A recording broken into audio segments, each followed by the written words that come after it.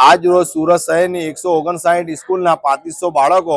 સ્પર્ધાત્મક કસોટી યાની સ્કોલરશિપ પ્રોગ્રામમાં ભાગ લીધો છે અને આ પ્રોગ્રામ માટે અમને એંગ્લો ઉર્દુ શાળા તરફથી વર્ગખંડની તથા સુપરવાઇઝરની અમને ફાળવણી કરવામાં આવી છે। તે બદલ અમે સુરત શહેરની એંગ્લો ઉર્દુ સ્કૂલનો ટ્રસ્ટીઓનો આભાર વ્યક્ત કરી રહ્યા છે અને ભવિષ્યમાં પણ આવા પ્રોગ્રામમાં એમનો સાથ સહકાર અમને મળતો રહેશે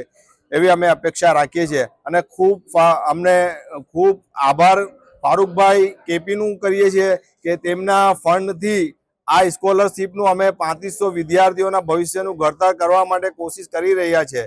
તાકે દેશના સારા નાગરિક બને અને એમનો ભવિષ્ય ઉજ્જવળ થાય, એ સમાજમાં સુખ શાંતિ અને અમન ફેલાય। આ પ્રોગ્રામ છે ને સ્કોલરશિપ માટેનો છે। જે ગરીબ વિદ્યાર્થીઓ છે સમાજના, તે લોકોને ફી ભરવામાં જે મુશ્કેલી પડે છે, આરટીમાં નંબર નથી લાગતો,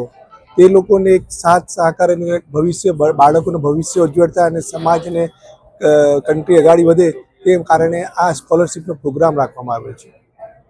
કેટલી જાતિના બાળકો આમાં સમાવેશ છે અને કેટલી શાળાઓના બાળકો આમાં આ 159 જેટલી શાળાઓમાંથી બાળકોએ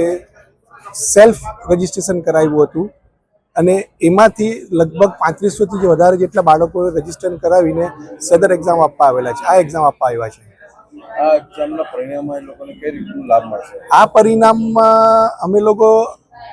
બાળકોને જે ફીસ ભરવામાં જે મા બાપોને તકલીફ પડે છે, જે સારા સ્કોલર બાળકો છે તે લોકો ભણવાનું જે ડ્રોપ આઉટ રેટ થાય છે અમારા સમાજમાં, જે ડ્રોપ આઉટ છે તેને ઓછું કરવા માટે અને બાળકની કારકિર્દી વધે તેના હેતુથી આ યોજનાનું અમે કેપી હ્યુમન ફાઉન્ડેશન ફારૂકભાઈ કેપીના હસ્તક